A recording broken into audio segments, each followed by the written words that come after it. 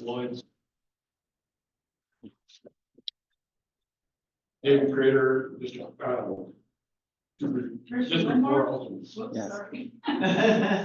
Dearly, Patricia Wilmore, Gospel's one country alliance stay at large. I'm starting in water resources division of the policy. Angela Ford, County Public Works.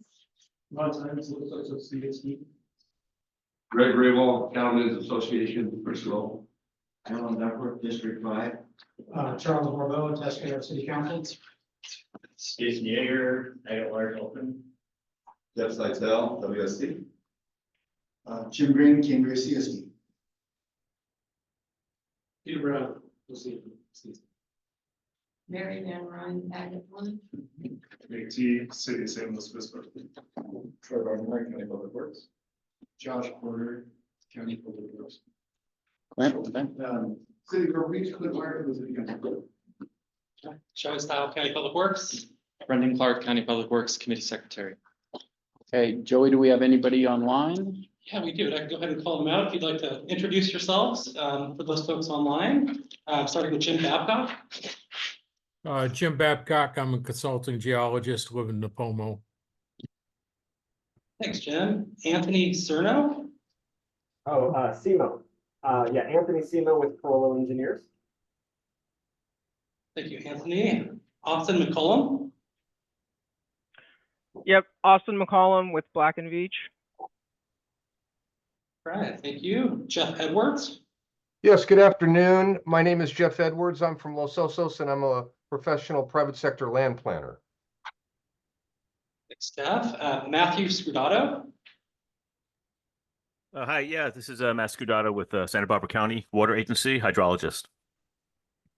Yeah, thanks, Matt. Shauna Scott.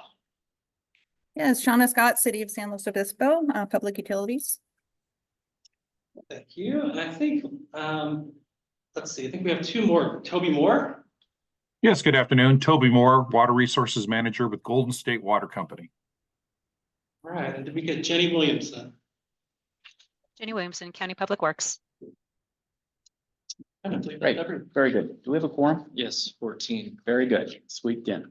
All right, on with item number 2 then, approval of the May 1st, 2024 RAC minutes. Eric? Just one minor tweak here. On page 5 of the agenda, about a third of the way down the page, I'm always very careful about what our powers are, and I'm pretty sure I need to recommend approval of. Yes, thank you. For your 24-25 budget. We don't have approval authority, but the board listens to our recommendations. Good change, all right. I'll also add to that. Very good. All my more complex quotes were very accurate. Could I add a same line for Eric that it's the flood control district budget specifically? Right. Yeah, so we'll make that. Any other comments on the minutes? If not, I'll entertain a motion for approval with Eric's and Brendan's changes. Is there a motion? I'll second. Okay. Any discussion?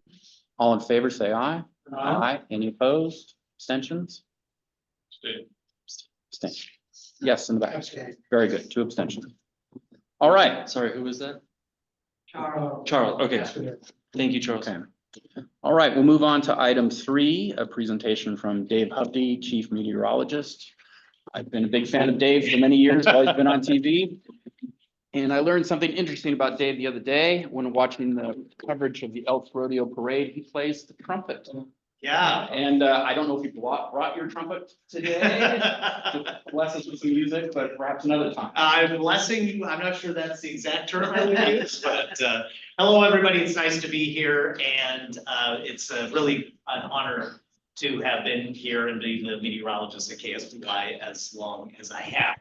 So Brendan reached out many months ago, actually, trying to get me here to just have a conversation with everybody, and we've been playing schedules for a long time, so appreciate everybody here who's wanted me to come out. So what to talk about? Are we actually ready? Water, climate, and information. If you watched KSBY at all or any news media over the last even year or 10 years, things have changed dramatically, probably in all three. So it is interesting that we get an opportunity to talk about this. It's not advancing. Do you want to try right now? There we go. Okay. So just a little bit about me. I am a member of the American Meteorological Society and the National Weather Association. I am a SEAL review panel member. And what that means is they send me resumes of young meteorologists who are degreed, and I review their work. If their work meets the educational requirements, they pass the test, and I review for competency. So I'm at least competent enough to do that. I've had 35 years in broadcasting, 22 years here in San Luis Obispo as chief meteorologist at KSBY. I used to be the meteorologist in Bakersfield and also in Fargo, North Dakota. I've also served as a bureau chief, as a reporter.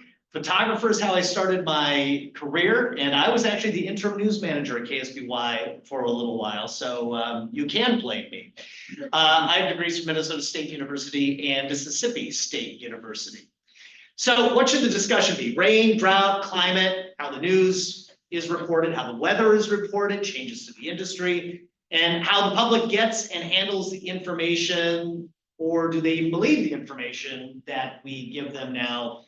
And I just thought, well, why not talk about all of them? Because climate is at a critical point. The news industry has changed, and we're dealing with a skeptical public. I know you folks have, probably all dealt with that as well. It's a politicized public, and there's part of the public that's just simply unengaged, and they're harder to reach now. I look across the room and I see people of my age, and back when I started in this industry, television was a draw. People went home. You could go to the water cooler the next day and talk about Friends or Seinfeld or MASH or whatever, and somebody had seen the show. Well, that's changed a lot. So I'm sure you've all heard this, El Nino is over, but yeah, we're anticipating a very warm summer. The Climate Prediction Center basically colored the entire United States as warmer than average for the summer. And even though El Nino is over, New Scientist says we really need to think about net zero emissions. And we're going to talk a lot about that. But let's jump forward. I know we have hydrologists and engineers here. And boy, everybody would love to have a yearly forecast, or maybe a 5-year forecast, or ideas for how we can manage what's ahead. And I think all of us who've lived in this area a long time, just listening to everybody announce their backgrounds here, I think we all know what it's like. There's no such thing as normal here. We get crazy rainfall. We get very little rainfall. We're almost never in the median, and that's very difficult to communicate. But we do have climate models. And I've just looked at a number of them when I was kind of preparing this. Going into this upcoming season, most of the models anticipate lighter than average outlook for the rainy month period of 24-25.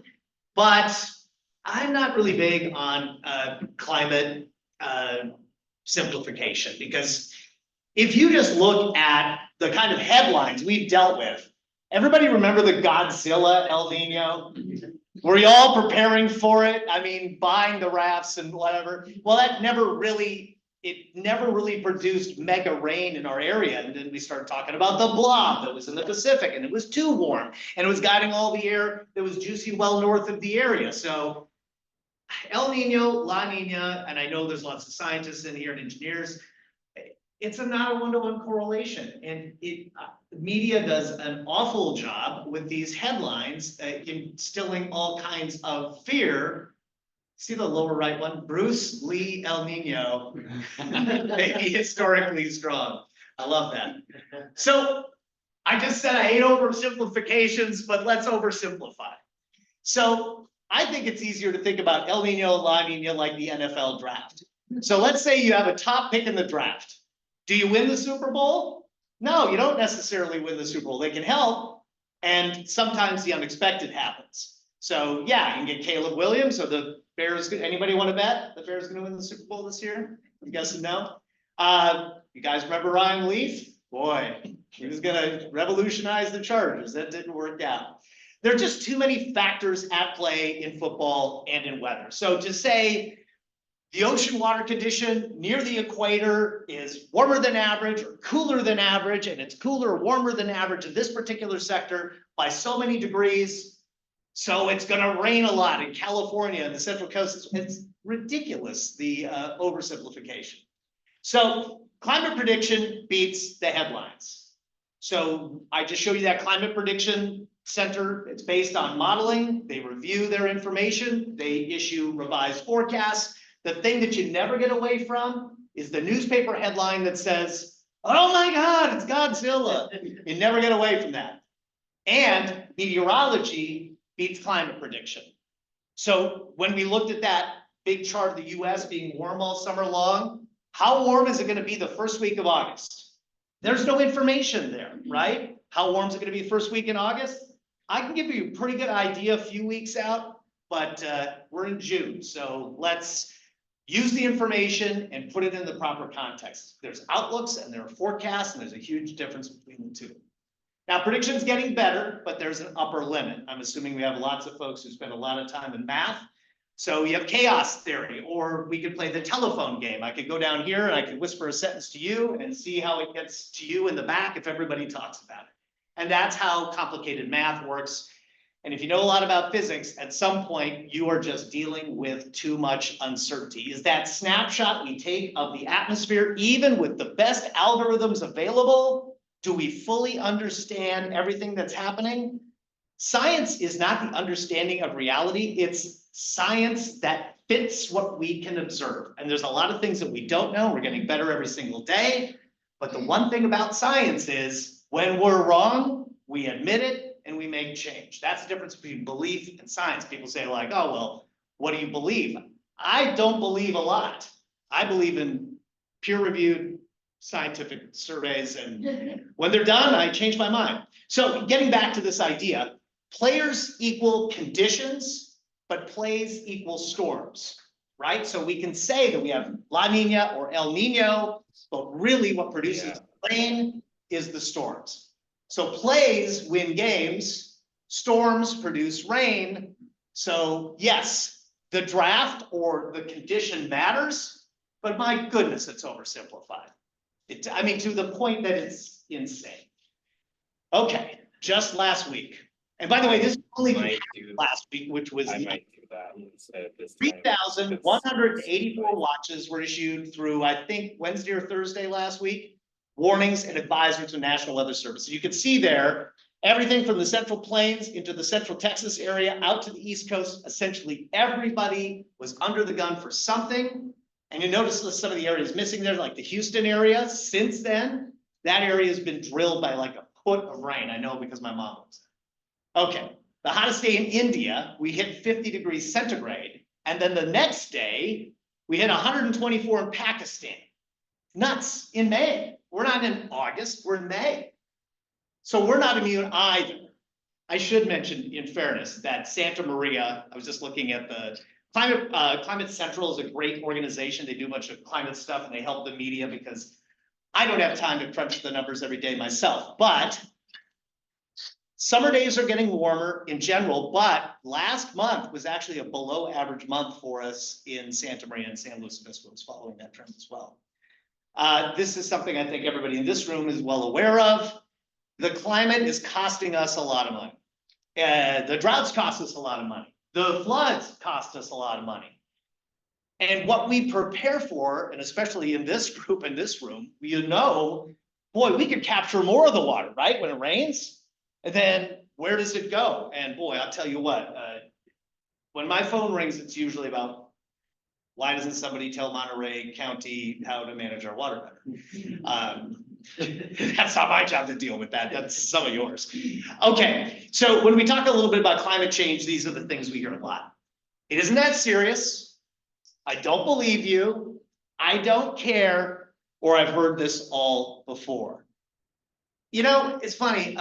With my job, I can tell you it is that serious. You should believe it. You should care. And one more thing in a moment. But when I started here, now again, I've been here at KSBY 22 years. When I would talk about climate, the phone used to ring like crazy. People would complain. They'd talk about my political leanings. which, by the way, after many years in the media, I am so in the middle, my goodness. Anyways, they would say that you're this or you're that, and you're missing this, and what about the chemtrails, and oh my goodness. It's a rabbit hole, right? So I'll say this, I think the public's moved. I think people, whether or not you want to talk about what the causes are, I think there's more general agreement that things are changing. And anecdotally, it's hard to argue with that. So this is kind of what I wanted to talk about. We're going to miss these international climate goals. We're not going to just miss them by a little, we're probably going to miss them by a lot. Climate Action Tracker says that the 2030 Paris climate goals are in very tough shape. 1.5 degrees centigrade we'll probably miss that by a lot. 2 or 3 would be lucky. And it's not because we don't know that it's happening. And it's not that we don't have some idea about what we should be doing to manage it. It's that we're not taking action. And we've taken some action, but the kind of action that we need, they measured a whole bunch of different variables and we were missing tons of them.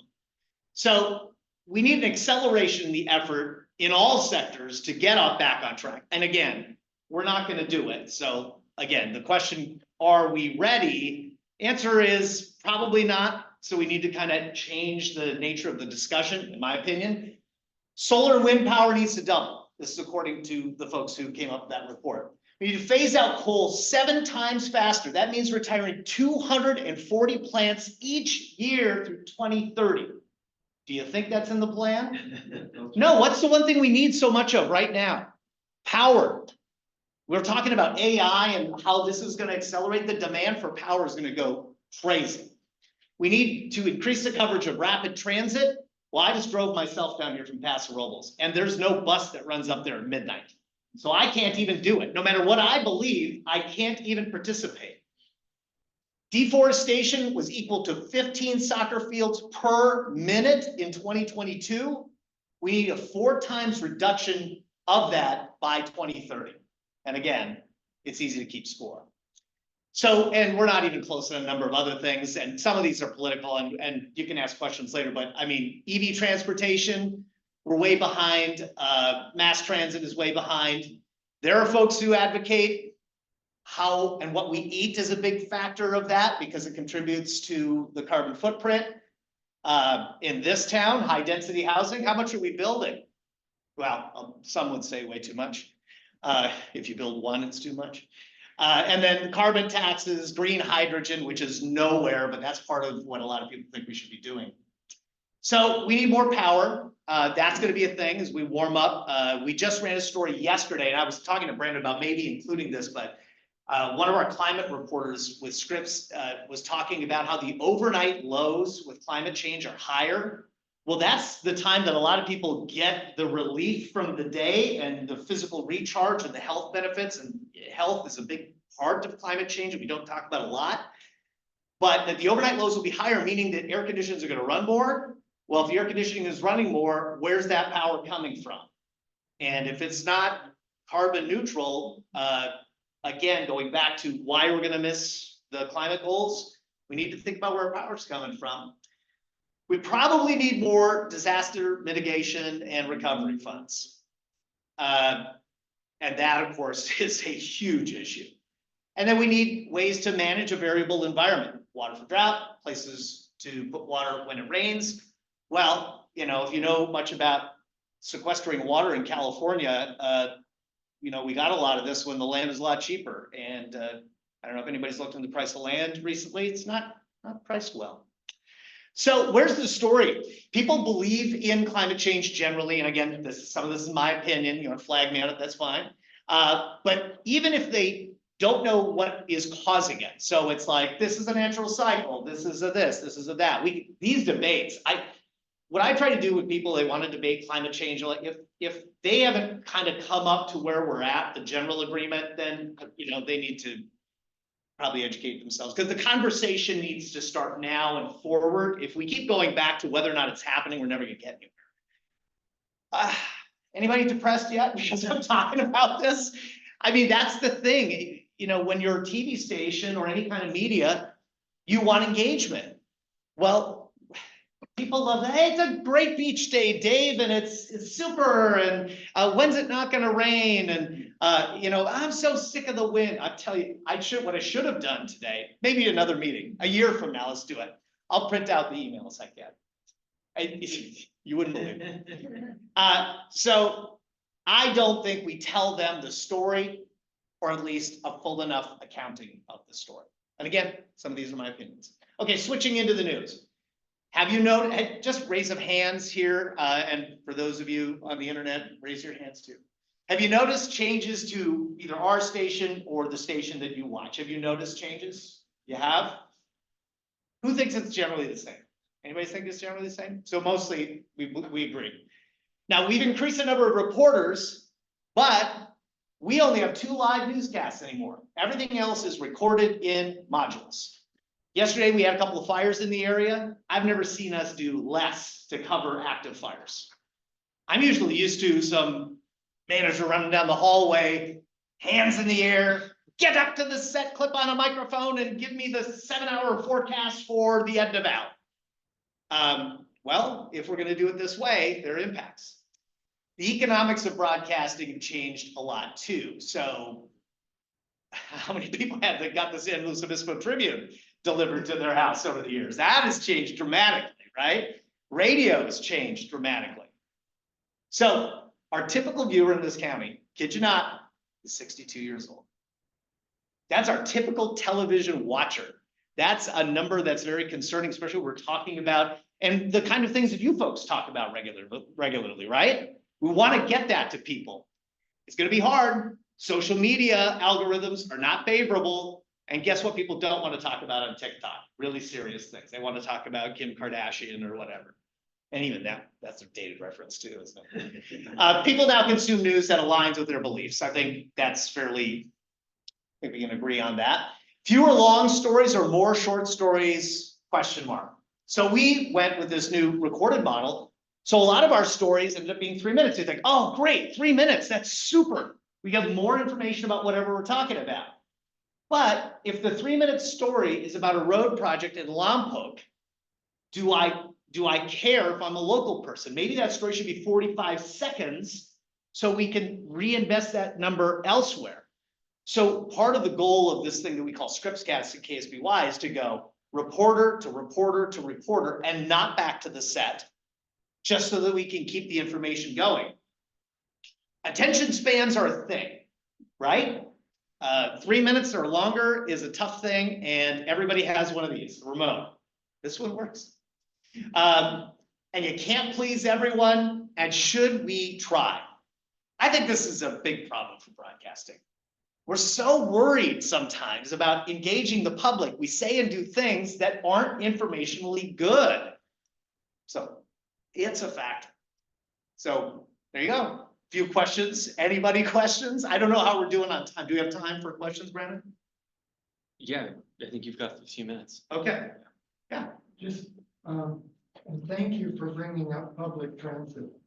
We may not have the resources to sextuple California in California, but we could double it easily if we stop misappropriating climate money for a hugely mismanaged high-speed rail project that will probably never get through the Tehachapi's, never take anyone off of an airplane, and is in its own right hugely emissive. So I just want to state something positive. The money, if it could be distributed fairly statewide for public transit capital and operations, we could make a huge difference right now. I think one of the issues with climate change, and again, it's part of the broader discussion I think that we should be having at all levels.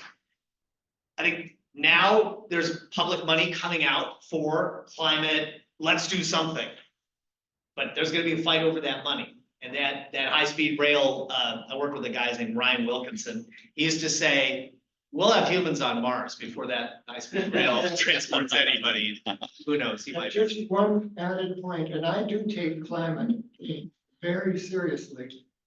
I differ from a lot of the big organizations that are asking for formal declarations of emergency on the state and national levels because it would favor swift approval of things like high-speed rail, the oligarchs would still have the decision maker's ear.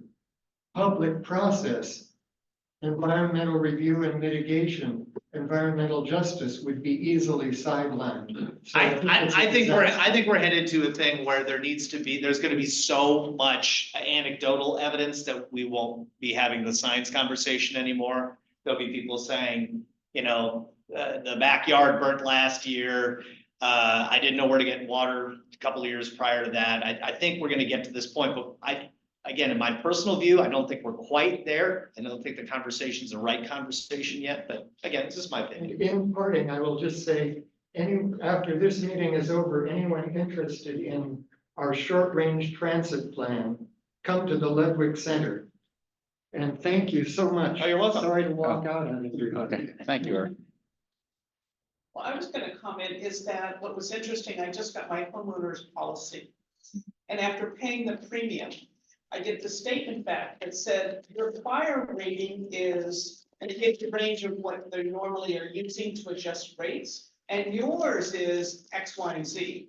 That is the first time that I have seen that on my homeowner's policy. And it's interesting because if you look at how many insurance companies have left California because of the fires, which are really climate related, and those that are not renewing policies, I think that's where it's going to start hitting people, is where, you're paying for these floods, you're paying for fires, and it starts hitting people's pocketbooks. I think there will be more of a realization that something has to occur. I think we talk way too much about the car thing, and I think we need to talk way more about the radiating other influences, and that's an inflationary pressure as well. And this is going to impact potentially taxes and what it costs to live, and how we're already dealing with it in California. And I agree with you. Yeah.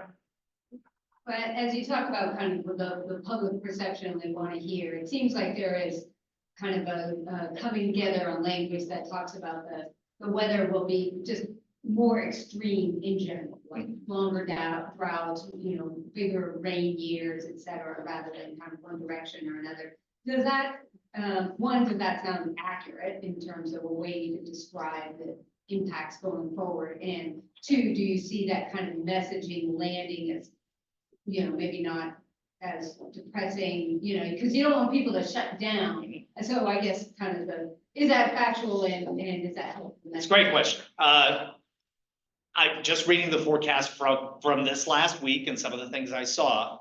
Embedded in we have a heat wave coming, it's heat wave and this is climate. There are still some people who don't want to be part of that conversation. And I think if we over-label everything as a climate thing, immediately, we could limit the conversation. So I think that's a problem. But to your point, you're right. In this area, our standard deviation on weather, rain, is high. Our standard deviation on coastal temperatures is low. What we've seen also is a general creep on numbers. No, we're not like San Luis Obispo is at 95 degrees every day. But what we've seen is this slow little creep up on those daytime highs. And what we've really noticed nationally, so my brother lives in Kent, Washington, never had to buy an air conditioner for his home. Last year, he was like, I think I've about had it with the hotter days. If you hadn't heard the story, the Pacific Northwest got drilled last year with a really long-lasting, deadly heat wave. And in Phoenix, where we're geared to keep people cool, right? It's been hot there forever. It's so hot, we're losing the battle with the technology and the forecasting we have. So my question about are we ready? We've done here, we're capturing the water. We have a plan, we're having the conversation. But what's the next 10 words after that conversation? And I think I don't know what they are, but I'm just saying we need to be prepared to continue to evolve the conversation. So I agree with you. I think you're right, we're gonna see more drought and deluge in California, that's what we're gonna see in the future, but to answer your question, what are the next 10 words? One thing missing from your presentation was about the economics of the current system, who's making profits off of us not changing, right? Right. How much profit is happening in the oil industry, the auto industry, the building industry, in deforestation. Until we have an economic system that addresses how much profit is being made by not changing anything, nothing's good. And I agree, and I actually think everybody's waiting for government to do something. I think industry will decide that some of the pressures that they're facing are so immense that they'll start making the change. You know, when will we make an EV change? I don't know. What will the price of gas be 5 years from now? I don't know, but I think the things that often do the best amount of change is the inevitability of having to deal with something. Everybody waiting for government, we wait forever sometimes. Is nuclear energy ever gonna be an acceptable carbon neutral power source in the US? Not at the rate we're installing it. But I do think it's part of the hybrid grid that we're, like Obama's view on what we should do with energy was you can't shut off the oil because we have too much demand for energy. So he wanted to do sort of a matrix. Well, in our country, we can change, you know, our leadership every 4 or 8 years. And our consistency on those kind of things is difficult. And everybody, I mean, we have a long history here on the Central Coast. The politics of installing the plant. We all know the battle it took to put this one in here. And some people don't like it and some people don't want it relicensed. We're installing some wind. Again, at the rate that these large people are, the large studies are looking at this, it's like, yeah, these are all good things, but they're not happening fast enough. And then obviously the technology of what would a new nuclear plant look like.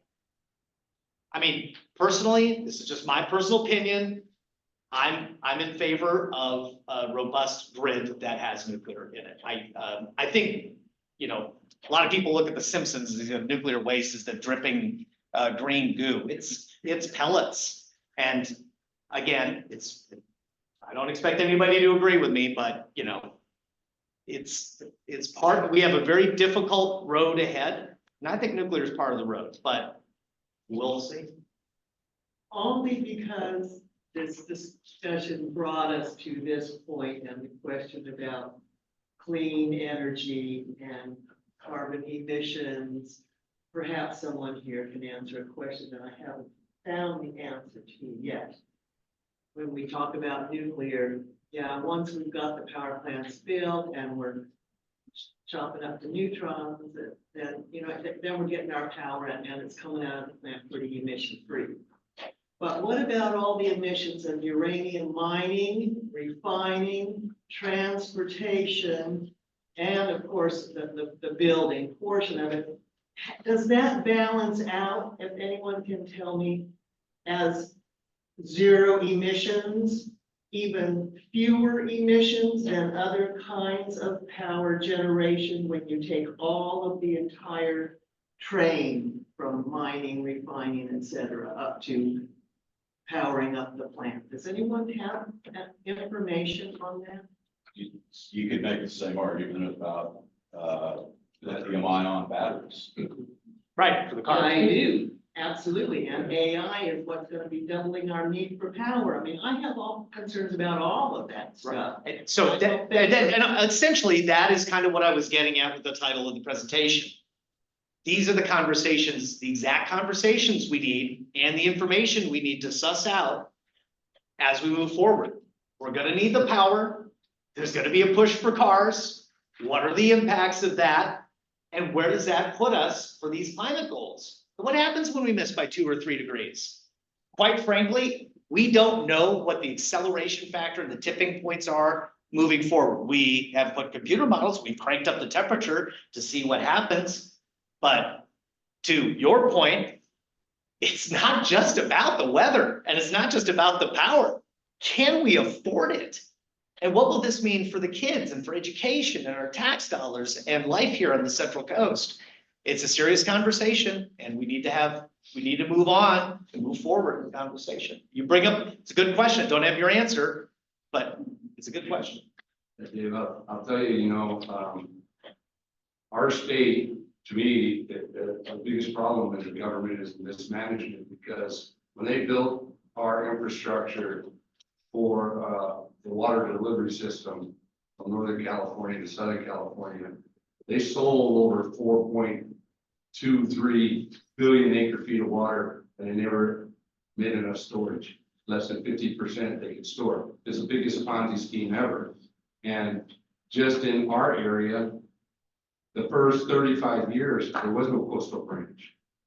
And then the people that wanted to get out on the coastal branch for the last 24 years was so small, the amount that they could deliver, they can't make the pipe bigger. You got a problem in the forest with fires because they don't manage the forest. We used to take down the dead trees before they got diseased. We used to have fire breaks and stuff. I was an LA City fireman for 30 years. I can tell you all about fire and what weather that creates and the problems that exist with that. Who did the planning for these communities that burned up?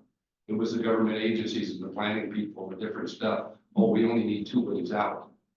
So all these problems, we start down a path. So it's like something just came out the other day on the Sites Reservoir, and I don't know if you know anything about that. And they passed our hurdle in court, and now we got one that's off stream, but they still want to complain about the fish. Well, they're gonna take the flood waters, and they're gonna take the everyday waters, and they're gonna store it, and then when they return it, you're gonna have clean energy from hydro. But everybody's unhappy about something. Oh, the hydro messes this up, but that messes that up. We need to use Occam's razor at some point. And because the problem is, you bring up good questions. Those are good questions. But at some point, we all have to agree that we can't run the risk of pricing ourselves out of California, of not being able to manage the amount of water that we get, because we can just keep asking the questions and go in the washing machine of politics and never move forward. And I think sadly, it might take something awful. Yeah, and you would think that the floods that we saw just the last couple of years, or the Montecito mudslide and the Thomas fire and the fires of that year would be enough to have brought some political willpower, but political willpower lasts about 5 minutes. So you look at the tankers that come across the ocean in a week at a time, and how much fuel they burn, and they're way more than all the automobiles in the world. Yep. So we're gonna have stuff built somewhere else and ship it on a tanker here, and we're not concerned with their waste. But we're not gonna have any trucks that deliver anything here. But I have heard some discussion about this whole, like, yeah, but China. And the problem with that is we can't control them, but we can control us. So at some point, we've got to say, I can't be involved in that part of the conversation, but it would maybe unlock things. Okay, we have time for one more question, I think. Yeah, my question is when it comes to water and stuff, especially during the time of drought, did that change the competition or did people not get to feel the pinch and pain really enough for things to, as far as water public change? It's one of those things that, you know, everyone knew was coming to you, but it never like really had a place where people were like, oh, you know, I can't go, you know, turn my water on, for instance. And there's some communities in this county that don't have access to water, you know, before the drought, even after the drought, but as a whole, did that affect where people are back? Sadly, I think that when we learn a lesson, somehow it just doesn't go into long-term memory for us. And I think that mega drought, I think too many people have forgotten about it. It's just my personal opinion. If it's me, I would be in long-term water management, you know, like watering days. Why did we decide that we were gonna build Europe in our front yard? If you live in a semi-arid environment, let's not make it look like Cornwall, England. I don't understand that. But again, there's some great people out there getting out there and re-landscaping, xeriscaping their lawns. But I walk 5 miles every day. I don't see as much of that as I see green lawns. One thing just to finish. Thank you all. I love the engagement. I love the conversation. They're going to be difficult ones, but I think if our hearts are in the right place to make this a place we all want to live and continue to protect. And appreciate all the work you do here with the board and all the involvement that you folks have. And I'm just so honored to be living in your community and having an opportunity to share things with you. So thank you. Thank you, Dave. Now I gotta go to work to lie to people about the weather. Thank you, Dave. Thank you. Good to see you guys. Thanks again. Thank you. Thank you. All right, on to item number 4 then, Jeff Seitel of Water Systems Consulting. Welcome, Jeff. Thank you. Good to see everybody. Thank you, Dave. That was fun. Thank you. Sometimes fault, but, This will be a more accurate one though. well, it's a great question. Are we ready? And when we think about water resources and water resources planning, I think the answer is no, we're not ready. I think the last drought that we were just talking about was proof positive that we're not ready. And what I do as my profession, I'm a civil engineer. I've been practicing civil engineering for about 25 years. Attended my undergrad at UC Davis, got my graduate degree from UCLA. I'm the founder and CEO of Water Systems Consulting. We're locally based here in San Luis Obispo. I live here in the community. We are an engineering consulting firm working on water resources challenges throughout the West, from Washington down to the Mexican border. So what I'm here to share with you today is a little bit about what's happening elsewhere outside of San Luis Obispo County in terms of integrated water resources planning. And my hope is that it'll give rise to some questions and some dialogue around what we can apply here locally versus what may not fit. Any luck? No? Okay. There's a shot. Push it down. There we go. Okay. So we'll talk about the value of collaboration, a couple of case studies, and then some considerations for San Luis Obispo County. So collaboration is hard in the context of water resources in particular, lots of varying interests, lots of different points of view, municipal, ag, industrial, rural. But really there are a lot of shared interests, even though representatives from different agencies, different communities, different parts of the state might have different needs and priorities. There's a lot of overlap. We all need water. We all need water that's reliable. We all need water that's high quality. And so really, this is the starting point for regional collaboration. Without regional collaboration, you have access to much fewer options. So what regional collaboration can allow you to do is make the impossible possible. And some of these large scale complex projects can come within reach. And as the projects get bigger, generally speaking, there are economies of scale. Now, that doesn't necessarily always help. The costs can increase, but the benefit of increasing the quantity of water that you can deliver through these pieces of infrastructure, or the quantity of water that you can store, the quantity of water that you can treat, now the unit cost of that water comes down. As agencies work together, they can have a stronger voice in the political dialogue. We were talking about, I think Dave mentioned the political washing machine. It's tough. Politics are tough in this country, more and more so. But as communities band together to solve these complex problems, their voice can be a little louder, and that can lead to additional funding from state and federal sources. So state and federal governments, they're not going to come to the rescue, but they are contributors, and they can be helpful contributors in the form of grant funding for projects locally. And then as those projects get built and implemented, you have a broader foundation, and you have more resilience to be able to adapt as things continue to change. So the unforeseeable happens. Now you have conveyance infrastructure from North County to South County, and now you can move water in new ways, and your resilience goes up. So there are a lot of examples in California of regional collaboration. This is one that we were just talking about. This is probably the most common one. I'm not going to go into too many details here, but the state project is a marvel. It moves water from Northern California to Southern California, irrigates millions of acres in the Central Valley along the way. It's paid for entirely by the users of the system, facilitated by the state of California, owned and operated by the Department of Water Resources. So kind of the ultimate example of regional collaboration in California, but closer to home, there are lots of examples as well. The Lopez project, which I'm sure you're all very familiar with, dam on AG Creek, storing water in Lopez Lake, terminal reservoir at the surface water treatment facility, and a pipeline to convey treated local surface water and imported state water down into the 5 cities area and ultimately out to the Avila Valley.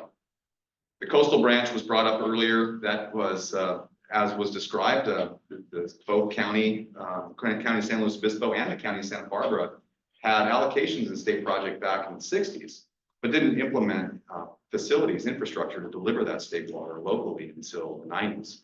So that water was unavailable until then. But now with the coastal branch, phase 1 and phase 2, and the extension of that project, water can be delivered from the Delta through treated at Colonial Pass and then conveyed by gravity all the way down to Lake Cachuma and then conveyed through the city of Santa Barbara's infrastructure down to Carpinteria.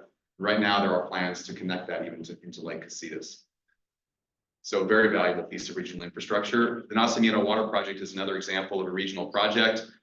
You're all very familiar with this project, so I won't go into too much detail. Another example of a project that kind of happened in phases, right? The dam was built by Monterey County. San Luis Obispo County reserved some water rights in the reservoir, and then ultimately came back decades later, constructed the infrastructure to be able to deliver that water and put it to beneficial use in San Luis Obispo County. So with that as a backdrop, I wanted to talk a little bit about a couple of examples in areas outside of San Luis Obispo. First one is the Calleguas Municipal Water District, Ventura County, and then the second is the San Bernardino Basin Municipal, or San Bernardino Municipal Water District in San Bernardino County. So first, the Calleguas Water District in Ventura County, they have a service area of about 650,000. They serve about 650,000 population currently. This is a graphic that shows the westernmost portion of Metropolitan Water District's service area. So back in the 40s and 50s, the post-war Ventura County was growing like many places in the state. Agricultural water demand was going up, urban demand was going up. The voters voted in to act the Calleguas Municipal Water District with the sole purpose of providing reliable water supply to Ventura County. A few years later, Calleguas joined Metropolitan Water District, and they're kind of on the western flank of Metropolitan Water District's service area. Metropolitan delivers water to Southern California through the State Water Project, as well as the Colorado River Aqueduct. So they're a very robust system, one of the largest water supply agencies in the world. And Calleguas really benefited from that huge regional investment in extensive infrastructure extending all the way to Northern California and all the way out to Lake Havasu. With that connection to Met, now Calleguas could build out this vast regional infrastructure to deliver water from the east portion of their system. So that's the Simi Valley, that's the East Portal connection, through a series of large diameter conveyance infrastructure from east to west, terminating down in the Oxnard Plain, serving all the way down to Port Hueneme. So from Simi Valley to Port Hueneme, I mentioned their population is about 650,000. About 2/3 of the people in Ventura County are served by Calleguas. There are 22 local retailer partners that take wholesale water from Calleguas. It's a mix of rural, ag, and urban demand. About 85% is M&I, 15% is ag. About 90,000 acre feet per year annual demand, total water supply. The east side of the system is almost entirely dependent on imported water from Met. About 99% of their local water supply comes through Met, as imported from the state project in the Colorado River. The western portion of the system down in the valley has local groundwater from the exit of Oxnard Plain and several other groundwater basins, the Las Posas groundwater basin. So they get about 40% of their water supply from imported supplies. But as you can tell, the region is very dependent on imported water. And then generally speaking, well, not generally, water flows from east to west in the system. It's a kind of a one-way system. Single point of connection to Met, it all flows downhill to the valley. There's water, the water doesn't flow from west to east. So for 50 years, 60 years, Ventura County benefited from this incredible investments that Met had made in water infrastructure and had extreme reliability. Basically, users in Ventura County could turn the tap and water would come out. Calleguas didn't really have to engage much in reliability planning. That was all done by Met. They just told Met how much water they think they would need. Met would program that water into their system and make those deliveries. But that all changed with the recent drought culminating in 2022, the summer of 2022. The state project allocations, as you all know, dropped to 5%. That was following multiple low double-digit allocations on the state project. There wasn't enough storage in Met's system. Calleguas, because of the way they're located geographically, they're in what's called a state water project exclusive area, meaning that all of their water supply is from the state project. They don't get a benefit from Colorado River that is imported from the east. So as the state project was severely impacted by the drought, so too was Calleguas, and this drought emergency was put in place with mandatory reductions of up to 30%. Doesn't sound like a lot, but in the context of this community, that was a huge shock, and they'd never seen anything like that before. before, and that mandatory conservation was across the board. So it's essentially a haircut for all the member agencies. Cayugas had to achieve this 30% reduction. It was an eye opener. It was a wake up call, and Cayugas realized that they can't continue business as usual as a wholesale agency member of the Met passing through imported supplies. They really needed to step up and figure out what to do next because reliability was going to come into question more and more in the future.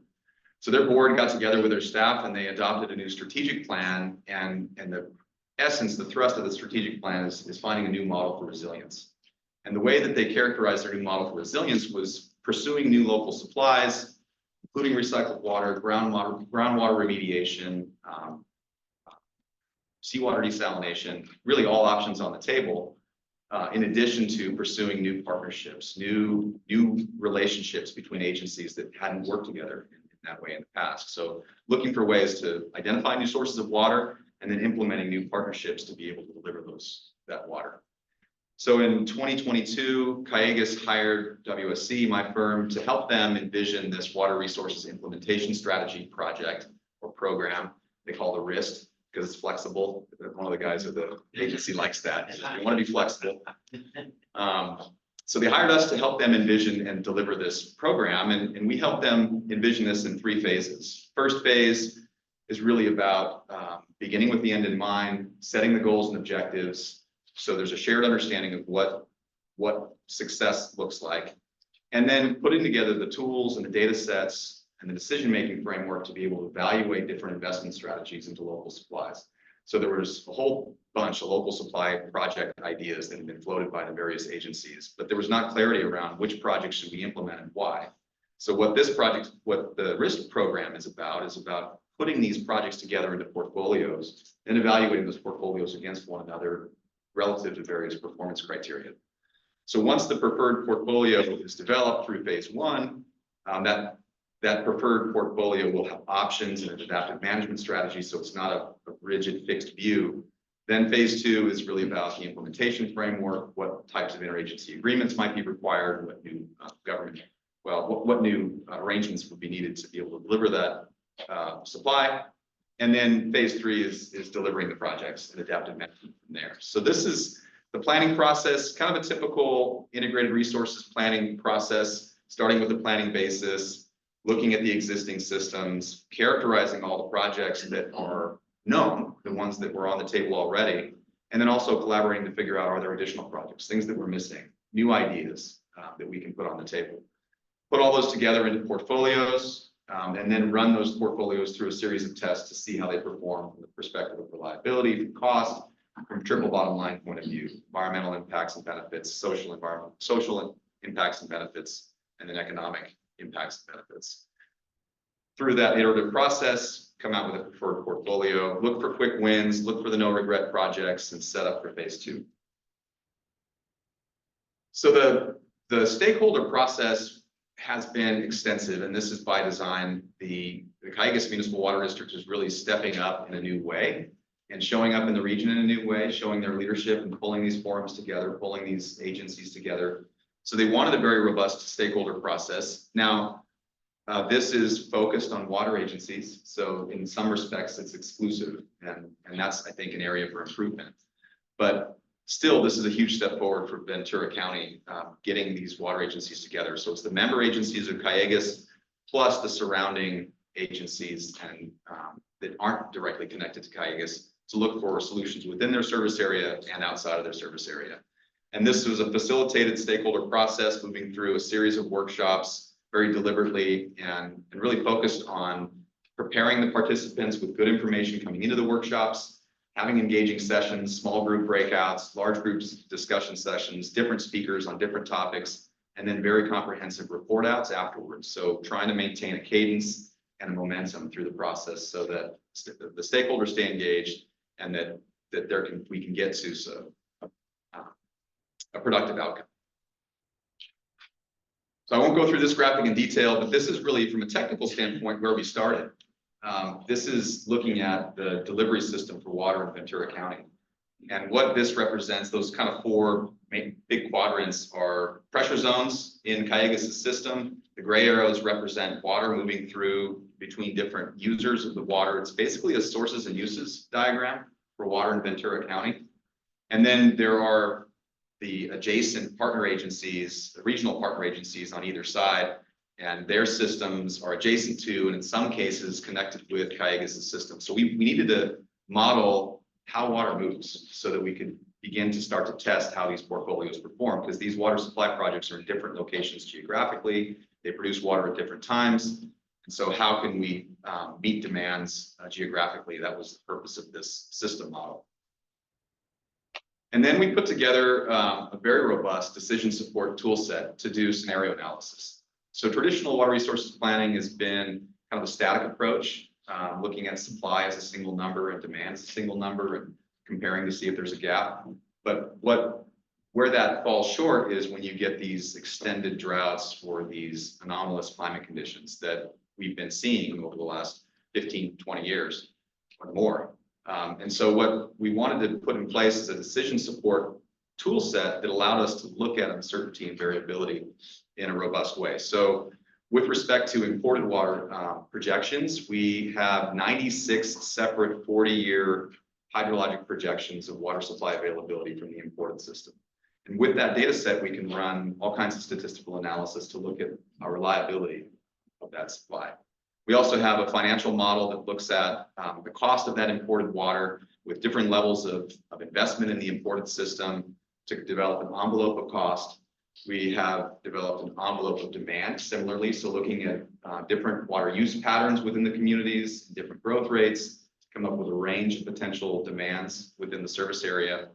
And then a portfolio builder that pulls projects together, takes the yield from those projects, lays them in time, any constraints on the yield, and then pushes that water through that system model to see if the demands can be met, and then measures the results kind of on an annual basis and on a probabilistic basis. So one of the questions that we asked and talked about early on is how reliable do we want to be? Reliability costs money, and how reliable do we want to be? The stakeholders, obviously, without seeing kind of the full magnitude of the required investment, initially said we want to be 100% reliable. We want to be able to show that we can meet all demands under all scenarios, under all hydrologic conditions. So that range of situations or the range of circumstances that I described, they wanted to be able to show 100% reliability in all cases. So 0% probability of a shortage. And that's in the face of pretty significant declines in imported water reliability. So on the right there, whereas for the past 50, 60 years, it's been turn the tap and the water comes out, our projections are showing that imported water supply is becoming less and less reliable in a very significant way. In the meantime, while demands are increasing. So this need for water is becoming more and more urgent over time. So we're in the process, in the middle of phase one, so we're in the early stages of the process, but we're learning a lot already. And one of the things that's been so clear to me is the value of the leadership that Callegas is bringing to this process. These are hard, challenging problems, and no one agency has the means to be able to deliver any of these projects. And each agency has a unique set of considerations and constraints, unique political landscape, unique economic conditions. And so leadership in the room can be really helpful for the group to rally around. That's what Callegas has done. They've kind of stepped out of their mold as being a pass-through agency and into a role of pulling people together and asking questions and hiring us as facilitators to get at projects and solutions to try to solve these problems. So that strong leadership has been critical.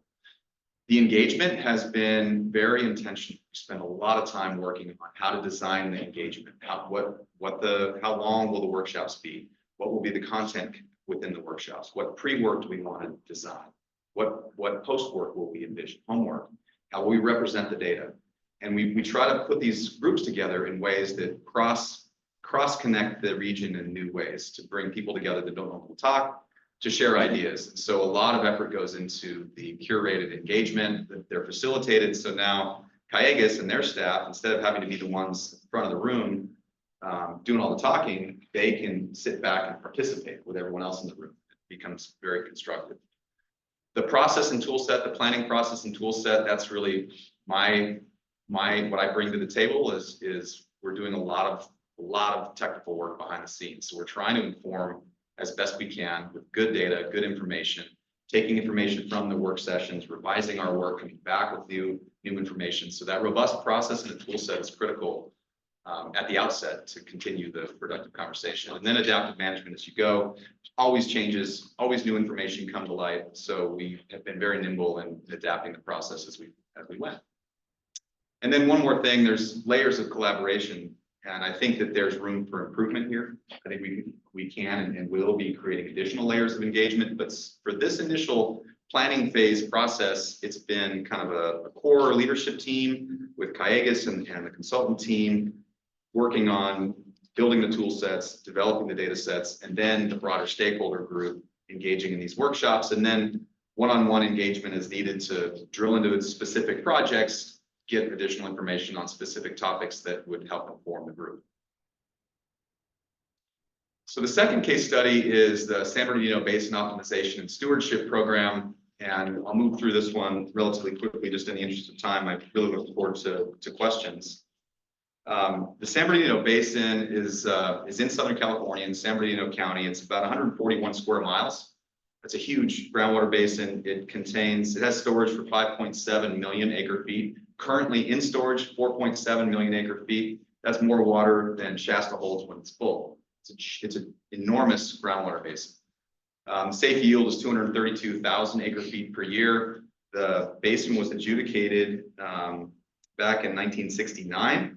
And there are two water masters, San Bernardino Valley Municipal Water District and San Bernardino County. They are the water master of the San Bernardino Basin area. And then Western Municipal Water District is the water master of Riverside County.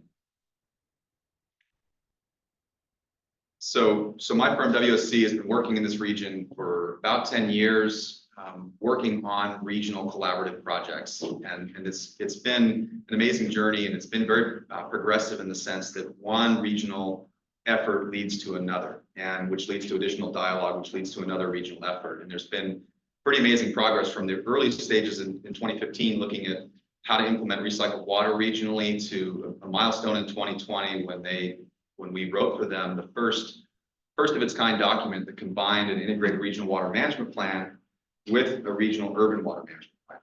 So one combined document that included both urban water management planning requirements as well as the IRWM requirements. Much more efficient to deliver. Data was consolidated and available in a single document as opposed to multiple documents, and the cost was shared. In 2020, we helped them put together their strategic plan, which really set the stage for this broader vision and bigger point of view around what can be done and accomplished for water sustainability and resilience in the region. Working on their Upper Santa Ana Salt Nutrient Management Plan right now, looking at nutrients and managements in the basin, and then also working on expanding their community engagement and connections between the community and the water agencies to spread good information. So in 2022, San Bernardino Valley and Western Water hired WSC to help them with a basin optimization effort. So all of what I showed you previously was like a backdrop for what they see next. And what they want to be able to do is unite stakeholders in the San Bernardino Basin to develop desired outcomes, goals, and program elements to achieve sustainability in the basin. So to start that process, the agencies invited like 30 public water agencies to participate. About 20 have been showing up to the workshops regularly and contributing to development of shared goals. These goals, I think, are what I like about these goals is they represent the local producers' interests as well as the regional sustainability interests. So looking at the pumpers having access to the water when and where they need it, but also thinking about basin level sustainability from a water quality standpoint as well as a water quantity standpoint. One thing that became very clear in the early stages of this effort is that before anyone talks about bringing in external partners to bank water in this basin, the stakeholders want this, let's get our own house in order before we involve anyone else's water. Let's make sure that we're tracking our own water and that we're investing in our own resource. And then setting priorities for equitably financing those regional investments. And then finally, improve the way the basin is managed. With all of these voices, they really need a robust process to manage this shared resource. So again, it's a phased program. These things don't happen all at once. Initially starting with a program framework, which sets the goals and objectives and lays out the elements to deliver, and then completing those elements and implementing projects. This is a depiction of framework, what's in the framework that was produced about a month ago, after about 14 months of effort with stakeholders. The elements that are defined from that framework are then being implemented, so we're working on that now. Again, a collective process with a series of workshops, paced workshops, designed engagement, right information at the right times, sequencing the decision-making to try to sustain momentum and build momentum around these shared vision for solutions. These program elements were what the stakeholder group came up with to prioritize next steps, starting with the basin management framework. So how are we going to make decisions? How are we going to allocate resources? How are we going to raise money to implement these projects? When do we want to involve outside partnerships? How do we account for the water that we have? And then what about groundwater banking? Let's come up with a banking program and a framework for that. So that after the basin management frameworks really comes the technical work, looking at how will this basin be operated 20, 30, 40, 50 years in the future? Where will the demands be? Where will the pumping occur? What will be the effects in the surface water flows, the groundwater basin, the groundwater quality? So being able to look at scenarios, how to move water from west to east or east to west, how to match demand patterns with available supplies, including imported water, and engineered recharge programs. So looking at recharging imported water into the groundwater basin, recharging recycled water. And so all of that will be evaluated in the basin sustainability and adaptability plan. It's a scenario analysis, trying to see what's the optimum approach to utilization of the basin. And then based upon that optimum approach, then an infrastructure master plan can be developed, infrastructure can be designed and built, and then it can be operated and adapted over time with equitable funding and financing, and then a long-term plan for water quality management. So this just shows that progression that's envisioned for phase 2. So key success factors so far with this effort, again, starting with committed leadership by the regional agencies. San Bernardino Valley and Western Municipal both have very strong general managers, visionary, but also pragmatic and practical. They're very experienced in their roles and have been instrumental in inspiring confidence and creating a venue where ideas can be shared openly and the creativity can really come through. So my hat's off to them as leaders in this region. Again, it's a facilitated process, so San Bernardino Valley and Western can participate and even can step back and listen. And that's been the general manager for San Bernardino Valley mentioned that to me. She said, I just really appreciated being able to sit back and listen and hear the dialogue, and hear what the agencies have to say and what their priorities are. So that facilitation really supported that. And then the technical process has to go along with it. So a lot of technical folks in the room, like here, asking a lot of detailed technical questions.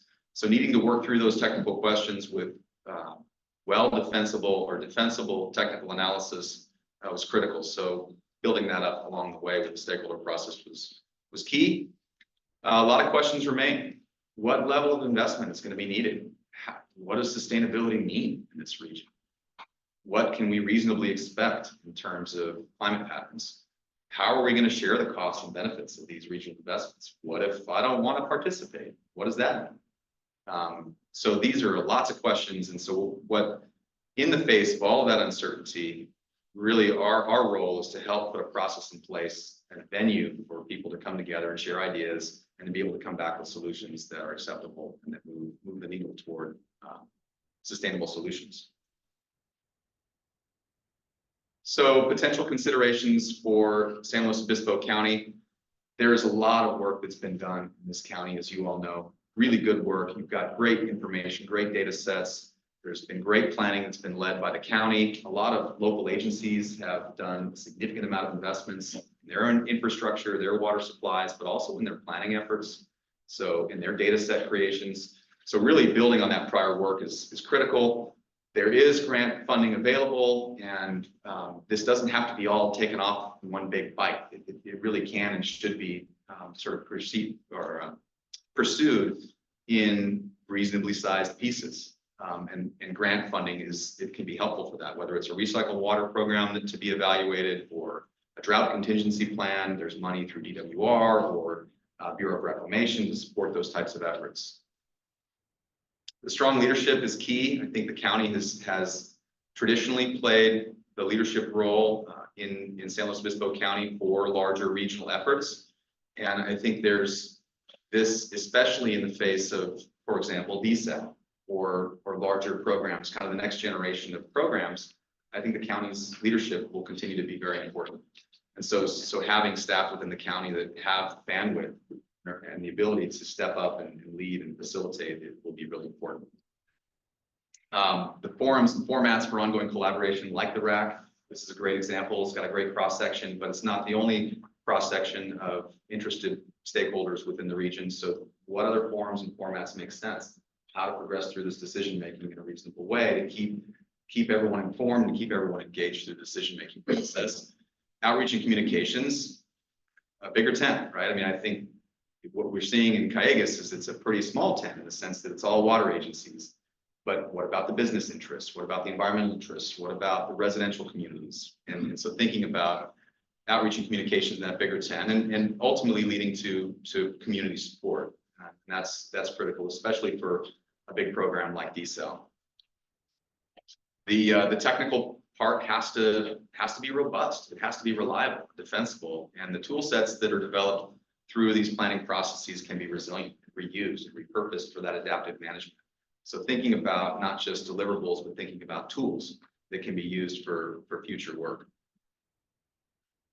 So that's all I have. I'm happy to answer any questions. I moved through a lot of material very quickly. I appreciate your patience. Looking forward to some questions. Yes.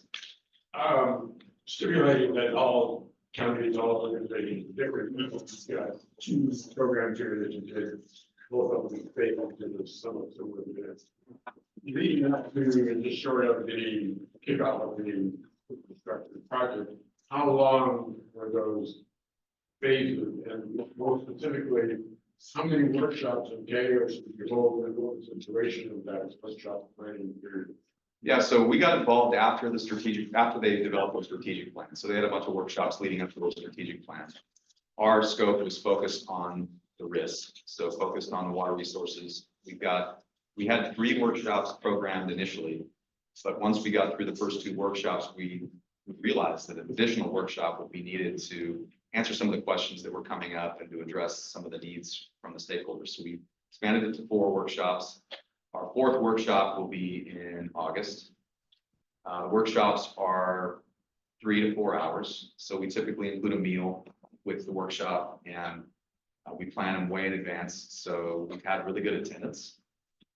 And for the projects, it's funny, they both have 3 phases. And so it seems like it's the same, but they're really very different in the sense that the phase 1 effort for San Bernardino was a lot of like the beginning of the end in mind work, the purpose statement, the vision, the goals, the desired outcomes, gaining consensus around what it is that we want to achieve. What does optimization and sustainability really mean to us? And really getting clear definition on that. So that was the first phase in San Bernardino, whereas in Calleguas, the first phase was really like, let's get into some water resources plan.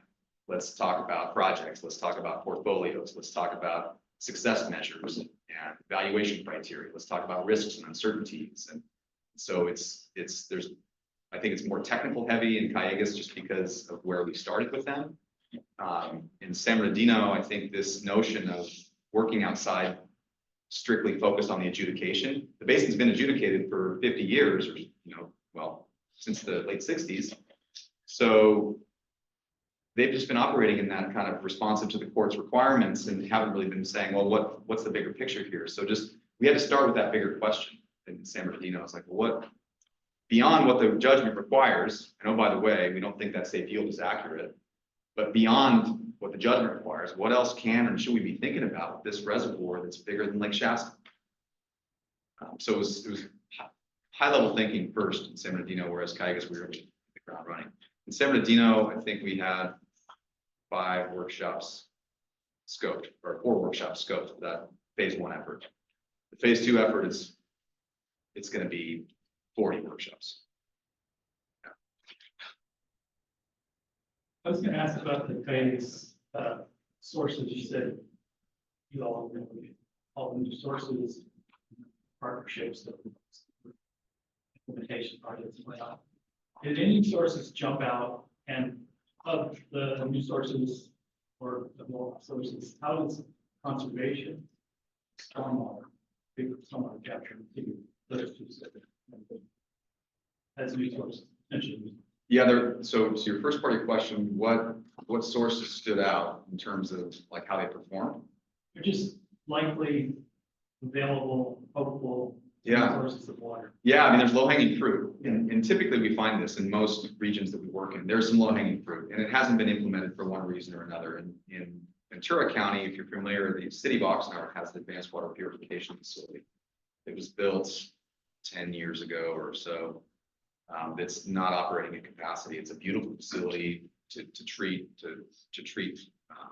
effluent from their wastewater plant, purify it to drinking water standards so that it can be used for potable reuse. But right now, they're just using it to augment ag irrigation. So that and it's interesting. Just a few miles up the road, United Water Conservation District has these large infiltration basins that they use to recharge surface water from Santa Clara River. So that surface water can serve as a blend source for your recycled water, and now you can improve water quality and meet regulatory requirements and reduce the capital cost of recycled water use. But the reason why that hasn't happened in the past was sort of legacy political battles. And so the drought kind of put all of that onto the sidelines, and the risk process is kind of a new venue to say, well, let's pick this up and let's look and talk about it. That's one that stands out. And that partnership with United Water Conservation District, the city of Oxnard and Cayugas, I think is a really exciting one. And I think it's going to be one that will ultimately be implemented. And then you asked about stormwater conservation. So similar to, well, I think I explained that we looked at a range of demands. So the low end of that demand envelope was based upon the prior iteration of the state board's water use objectives. So on the order of 50 gallons per capita per day. And then the upper bound was based upon all of the agency's urban water management plans. So we're building into that envelope some level of conservation. Now, will it be as much as the 50 gallons per capita per day? Maybe not, but the conservation is sort of built into that demand envelope. And then with respect to stormwater recharge, stormwater recharge is best accomplished at scale. And they do a huge scale recharge of stormwater from Santa Clara River through those recharge basins that I mentioned. So they divert off the river, store to the groundwater basin through infiltration. Plus the Ventura River, Casitas Municipal Water District diverts water off the Ventura River during peak flow events and stores it in like Casitas. So the local runoff from those local watersheds, which by the way, that's the largest watershed in Southern California, is the Santa Clara River watershed. So that water is very highly utilized. Urban runoff is kind of taken on a more case by case basis, but they do have also recharge basins for the urban stormwater as well. Yes, Andy. So in terms of collaboration in that public process, right? The temptation, maybe of policymakers or a consultant team is the bigger tent, let's bring everybody together. That takes a lot of time, takes a lot of money and resources, and it kind of pulls from the community's goodwill in general. So you have to be really strategic. So it looks like you had some really big processes. And I'm wondering if you have any tips on kind of weighing that, because sometimes I would imagine that a technical team with a few key staff could figure out the answers, right? Like, oh, here's your 5 best steps and here's who should pay for it and et cetera. But then you might lose buy-in. So I guess I'm in the, where we might swing too far to the public process. If you have tips for kind of discernment in actually when to just kind of keep it small. Yeah, no, it's right. I mean, I think that's right. I said the bigger tent, but the reality of both of these examples is that there is not a big, robust public outreach component. It's just the water managers working together. And you brought up goodwill, and I would say, yes, that's critical. Trust, I would say, among the participants is critical. So right sizing the engagement so that the trust can be built is really the key, so that the outcomes are supported and that they can be implemented. And I think we've seen that even locally, where if that alignment doesn't occur, then those outcomes can't be implemented because the political winds shift and the projects aren't supported. So I think in the case of, in both of these efforts, there wasn't a very large public outreach effort. In fact, the public outreach is being done more broadly by the agencies, kind of just general education.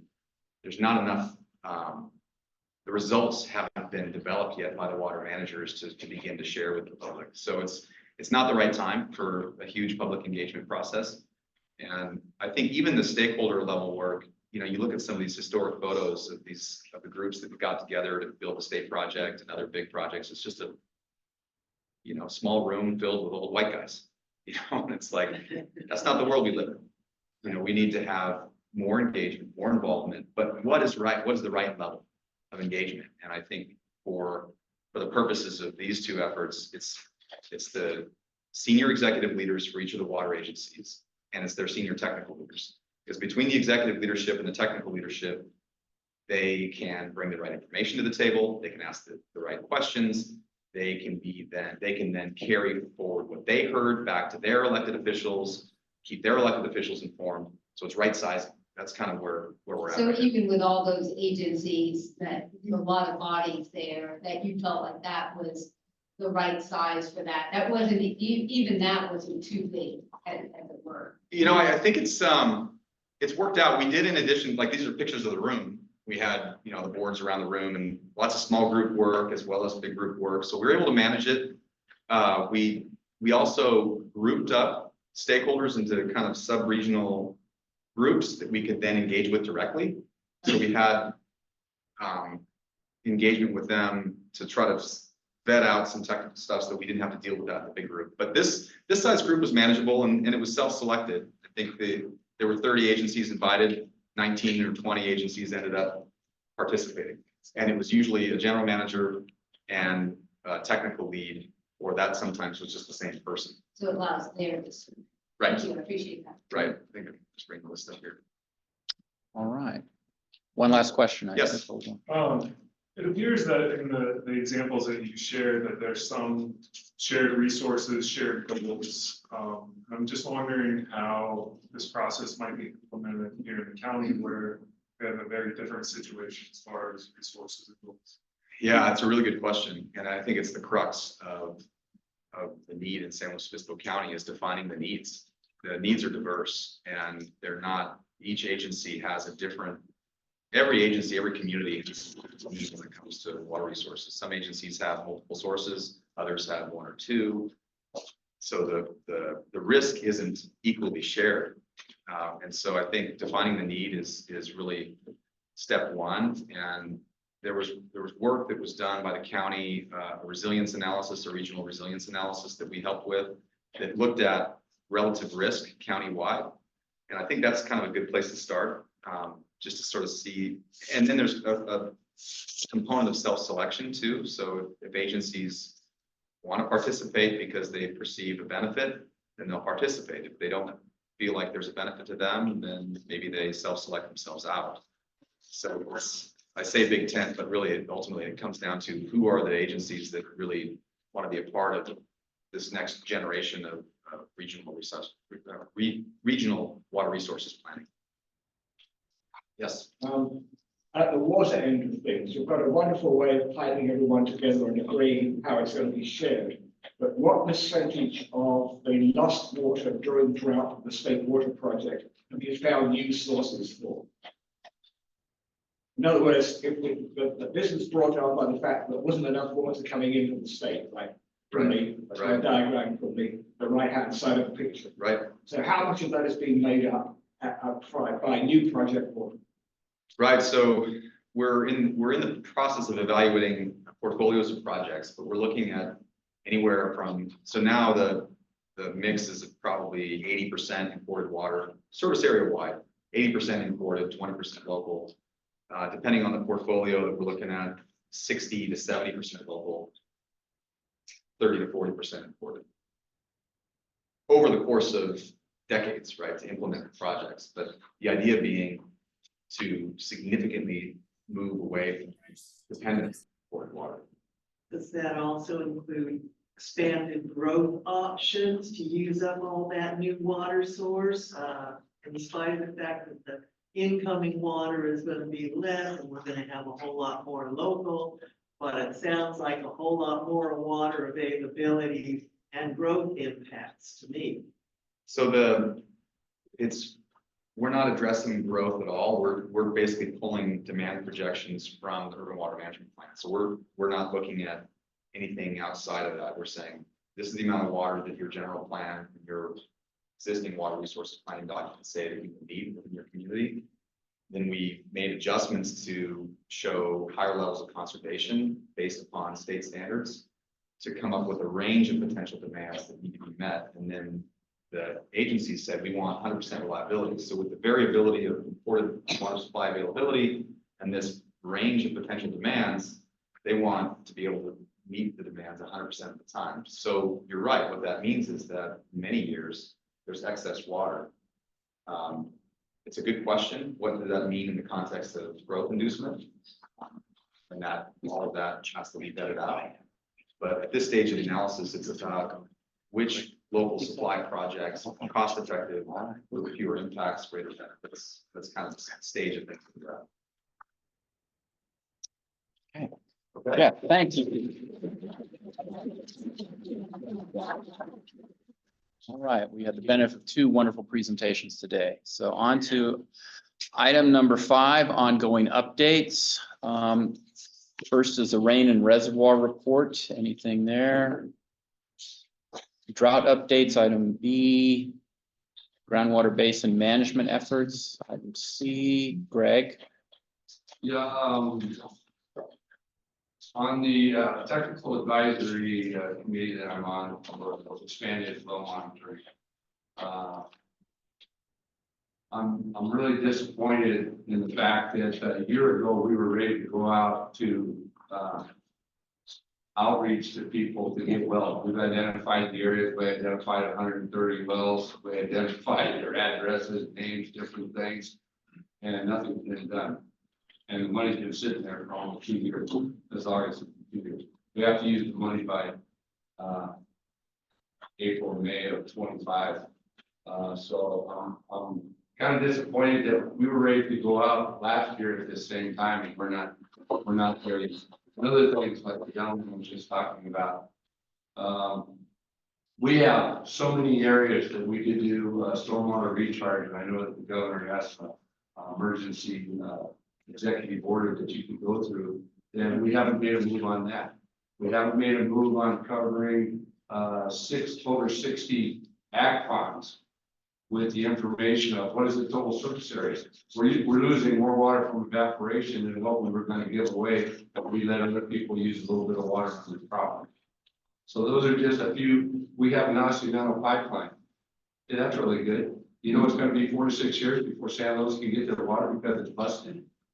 You know that there's a reduced capacity of 3,900 and something acre feet because of the temporary repairs they did that aren't fixed yet.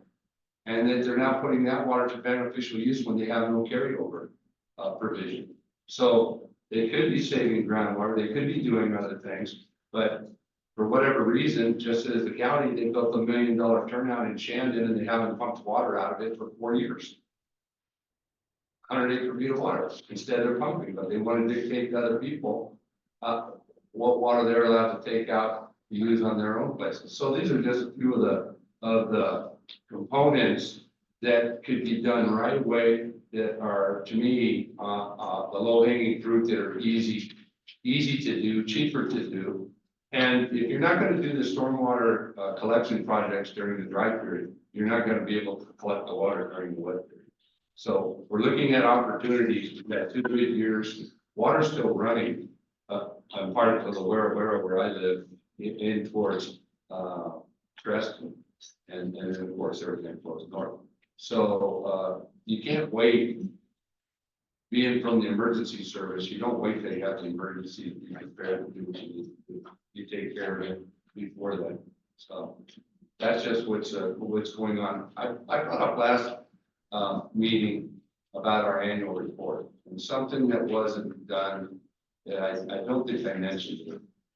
Not one of the GSAs took the final draft report and had a public meeting with public comment on it. It was done at the GSA cooperative groups, but that's not the boards, that's not the individual boards. The county, Paso Robles, San Miguel, none of the agencies talked about the final report that was sent to the DWR because the consultant didn't finish it until our last meeting on that was March 27th, and it was due April 1st.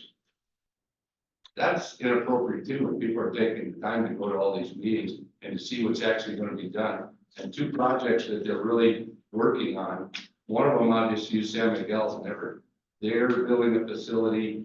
They got $1 million for it to design. The design they're doing, they've already spent almost all the money. They think it's going to cost $40 million to build it. They don't have $40 million. They got 900 water meter people that pay for this system. So they're designing something they can't build to get 200 acre feet of water that they can't even blend, but they want to give to a vineyard and not blend that. That just doesn't make any sense to me. Thank you, Greg. Appreciate that. Going on to flood control zones, integrated regional water management, master water report.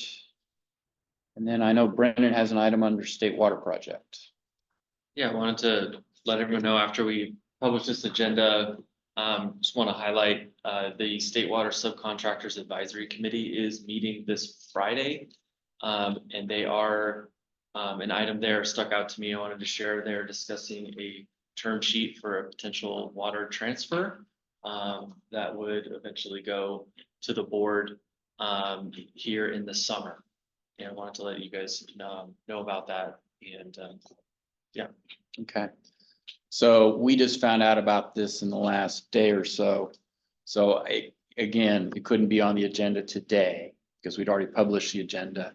But the question before us now is, when that's a pretty, I think, emotional issue, whether or not the county should be engaging in water transfers. So we can, if there's enough agreement among the voting members, I can schedule a special meeting of the WRAC probably later this month. So that we can discuss that issue and then make our feelings known to the Board of Supervisors. But we would need a quorum of WRAC members to be present. So if I could get a show of hands of people who'd be willing to attend a meeting, a special meeting later this month, probably you're looking at the calendars, either the morning of the 25th or the 26th of June to discuss. And at that point, we'll know more about exactly what's being proposed. I think it might be a worthwhile use of our time, but I'd like to see people to weigh in and see whether or not they're willing to. Can I just ask a question? Yes, go right ahead. So what is the timing of the actual meeting that you? Yeah, what is the timing of the county's response? The State Water Subcontractors Advisory Committee meets on Friday, and they're reviewing this this Friday. This Friday. And I asked when they were going to the board, and they're expecting to go to the board in August. So that normally we take summer break, but we say we could meet if we need to. And I think this is a potential opportunity where maybe the membership would want to meet. So We wouldn't meet at a July date because that. it would be for the week of 4th of July. Yeah. It's like July 3rd. So. And we usually take July and August off. Yes. So. And it would be nice to get it done quickly so that if we have to prepare any documents or any follow-up before August presentation of the Board of Supervisors. I envision that the staff who manages our state water system would come and present the item, and it would be kind of how we do our normal things. Here's what's going to the board. Let's discuss, give us a presentation on it and chat, and if the committee wants to consider an action, they could do that. That's how I perceive it. It just would be, we would need to do it under a special meeting. And the thought would be to keep that meeting streamlined, just that one item. And then we take up our normal business at the next normal, regular scheduled meeting in September. So seems to be agreement in the room. Greg, did you have your hand up? Yeah, I just have a quick question. Do you know who is it that there's wanting to transfer water to? Item says West Side Districts, which I believe is in Kern County.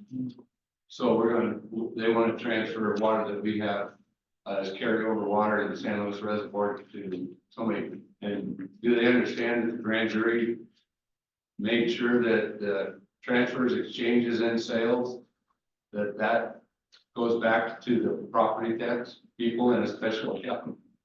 So I can't speak to that. Yeah, we just So- found out about this, Greg, Yeah. so I think that's one of the purposes of the meeting is to be able to ask those kinds of really thoughtful, incisive questions. So we can see whether or not this proposed policy is something worthy of our support or perhaps opposition.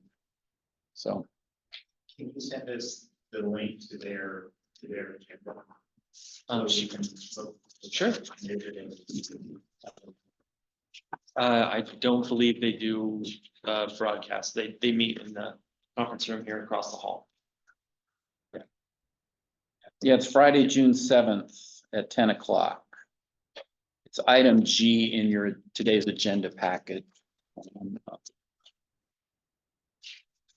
Under ongoing updates, so. But we'll get the meeting scheduled, get the word out. And I know some members have already left today. If you happen to run into them, please let them know. But again, we'll send something out to everyone. We might be in a different location, but Yeah. we'll figure it out. Christine? May I suggest that send out that notice right away for everyone who didn't come or left early or whatever, so that we can really hope to have a quorum. Okay. Yeah, if we don't have a quorum, it's It's moved. Exactly. Yeah, so Yes. if we can't get a quorum, let's not hold the meeting, but if we can try to arrange that ahead of time instead of waiting closer to the date, I would suggest we try that. We're in agreement, and if you are a voting member and you can't be there, then you need to touch base with your alternate. Make sure they can attend. All right. Then desalinization. Various county water programs, policies and ordinances. And open reporting on water conservation opportunities and information. Anybody have anything? If not, we'll move on to future agenda items. Does anyone have any future agenda item to add to our list? Christine? Just a thought, it's not my area, but I follow the news and I know about the Dana Reserve. And I know some people who are continuing to work with the opposition on that. And the concern there, I was told, really is the water. It's all about the water. It's all about the water, and can the water be transferred? Have they made agreements for the water? Now, I'm just wondering if that is something that we might want to talk about. I'm not saying that we have to be involved in that project particularly, but it seems to be a water issue in the South County that is getting some people's attention. I wondered if that might be something we want to talk about here on our next agenda meeting. I think the water supply agreement needs to be completed. I know the subcommittee looked at it and reviewed the environmental impact report for the project. You know, I believe the issue is that the lawsuit from NAC says that's wrong. We made the wrong decision, basically. Well, I'm being told, yeah.